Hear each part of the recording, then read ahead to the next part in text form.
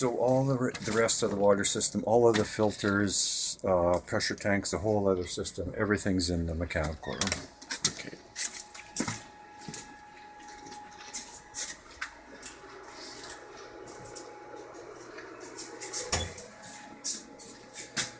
So from the well to the cisterns, cisterns fill, separate pump in a cistern that pressurizes, puts pressure to the water system. So that's the three blue tanks. They're actually a pressure tank. All it is a balloon inside there. So the water pumps, fills the tank, compresses the air in the balloon, cuts off at a certain pressure. So you have continual pressure in the center. You can't have a pump running every time you need pressure. You'll burn the pump out. So you want to try and maintain a certain range of pressure in the building. Usually that pressure's, you can set the limits, you can set when the pump comes on. So in a normal building, you would set it as soon as the pressure drops below 40 or at 40 psi, the pump will kick on. It'll pump it up till it reaches 60, 65 pounds, cuts out. You don't want it to pump all the way, you start blowing all the plumbing apart. Okay. Now, what's happened here, after they've added all of these additional filter systems that they did last summer, which are actually particle filters, sand filters. This carbon filter's always been here. Carbon that takes out chemical. What's happened is every time you go through a filter, you lose pressure. This pressure system never has been adequate for the center. They've increased the limit switches. I think it's coming on at 60 and shutting off at 70 or 75. So every time you do something like this, you're increasing the stress of something. You're probably increasing the stress on the cistern pump. I know they just replaced the cistern pump a little while ago. It had been there for a while, so whether it was just worn out or additional pressure is causing it to wear out more, I mean, it's hard to say. But it's just, you're starting to work everything above limits. So at 80, 85 pounds, you'll start blowing lines apart. So it's just the way it is here. So this I'm really not that familiar with, but I mean, it's not hard to figure out if you've... So the water comes in from here. Yeah, Installed. the water comes in. The first thing it goes through is... Now I got to check this out now. The first thing it goes through is the particle filters. The two sand filters. I think they just take off different micron size of particles. So this is still chlorinated water. There's still chlorinated water into the pressure tanks. There's still chlorinated water into the sand filters. Then we go into the carbon filter. The carbon filter takes out the chemical. So, and it can take out quite a bit of chlorine. When we were first setting up the chlorine, it was really hard to regulate. We just use a chlorine tester, standard swimming pool, little tester. Yeah, we got that in Yeah, there. little droplets. So Yep. I've had it, normal or really, really light.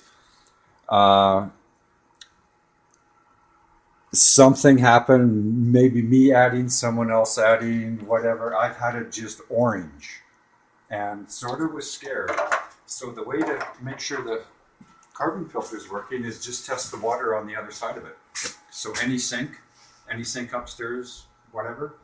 And it was so orange I could barely see through there. And after the test, it was totally clear. So the Yeah, carbon carbon filter is adequate. It's big enough. You don't have to worry about being right on your limit of chlorine, if it's working or not working. So that's a really good thing, to have.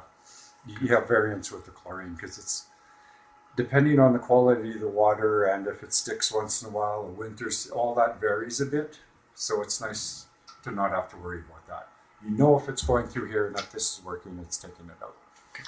So all of these are set to clean themselves. They work on a backwash. So there's at a certain time, I think, you'd have to check how they're set now. I think the best time to backwash them was actually during the evening discourse, rather than them running at night and waking up people. The problem with the backwash is you do not want to use any water in the center as they're backwashing, because they're taking the backwash water into your system. A little bit here, a little bit there. Someone turns on a tap, flushes a toilet, big deal. But you don't want to be doing dishes and everyone showering and flushing all toilets all the time. All you're doing is taking all of that dirty backwash water up and contaminating the rest of the system. So I think it was around the discourse time that they figured maybe the odd server is taking a shower or resting or whatever, but I think that was the best time to. And I think that's how they're set up. This is all new UV filters. There's another Micron filter before them, apparently. These are replaceable unit. They went to a twin system because if one fails, it'll shut your water down. So both are running continually. If one breaks down, the other one will still be running. That's about it as far as I know for this. One error that they did in this installation is when they wired the power source, they did not run to the emergency generator panel. When the power goes off, they were losing the water system. So the electrician started working on the expansions. He's coming down and he's just going to run a plug from the emergency panel up to here and they can plug in and then they'll be good to go. Okay. I think what's happened right now and why it's so important to be monitoring the chlorine is that they've just cleaned the cisterns apparently, and the pellet drop unit quit working or jammed and wasn't maintained. I don't think it was dropping chlorine for it possibly up to 3 months, a month or two.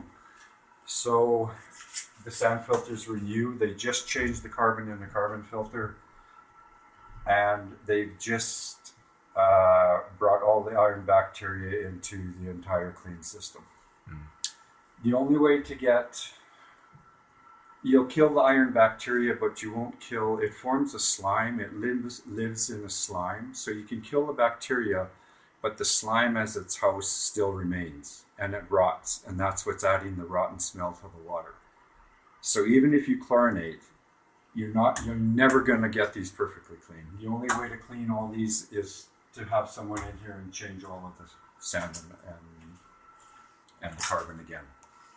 So I would run it. I just keep running it and see what happens. The chlorine's back up. It'll eventually should get better. The smell will also vary a bit depending on the time of the year. In the fall, when there's not that much rain and not that much runoff, the water quality will change. Winter, it seems not too bad. It seems to still get some aquifer. Spring, summer, whatever, you can definitely tell it's better quality because you have the fresh water running in the aquifers. And if you want to monitor usage, there's a meter. For some reason, if you want to monitor it by the cubic meter, we have recorded it in the past for other centers that are designing systems. Typically, if I can remember this right, we were monitoring daily and even hourly, I think, for a week. Typically using, at the present state and number of people here, 2,500 gallons a day. The peak usage right after lunch, dishes, people showering, went up to as much as 500 gallons an hour. So this again puts stress on the rest of your water, especially your wastewater management, your septic systems and all that. That's just about unheard of as a flow for this many people in this size of a place. It's not common to have those big flows, so it's something to keep in mind. And I think that's about it. The deep well should be shocked probably every 3 or 4 years. Shocking means you pour a high degree of concentration of chlorine in the wellhead. Now, originally with the pellet drop units are designed to sit on the wellhead. That would make most sense, is to kill it or get rid of it at its source. We had it on the wellhead, we had it running maximum, we were even pouring bleach down the well, and we still could not pick up chlorine in the center. So depending on your aquifer, maybe it's on a slope or close to a river or sort of in the mountains. Some aquifers are actually running more than others. If you wanted to figure it out, you would drill additional wells everywhere and have piezo wells and monitor. I mean, it's if it takes it away and it's not there, we'll put it somewhere else. That's the way we figured it. So that's why it's sitting on the cistern. Shocking the well, some people do it differently. Some people just pour chlorine down the well. They think they shock the well. The proper way to do it is to pour a high degree of chlorine.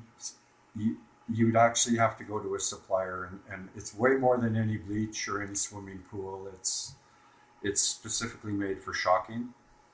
You pour it down the well, and you have an additional water source, either a tank. Here you could use the cisterns, even though it's, you know, maybe not 100% clean. It's clean enough to shock the well. You pump, depending on the size of your well casing and the depth of your well, you figure out the volume of water that can sit in the well, and say an additional 3, 4, 500 gallons. You want to pour the chlorine down the well, and you want to pump water down the wellhead, which forces the chlorinated water into the aquifer. So you're getting rid of that source, not just in the well pipe and around the bottom of the well. You're actually getting the chlorinated water in a ways into the aquifer. Now you have to get rid of all this chlorine and all this dirty stuff that you have in the well. So you have to disconnect before you dump into the cistern. The last thing you want to do is pump that into your cistern. So, and it's possible you can hook it up there with the right fittings and pump it out till it starts running clean, or you start picking up just a low volume of chlorine and then hook everything back up and let it run. That's about it, Naga.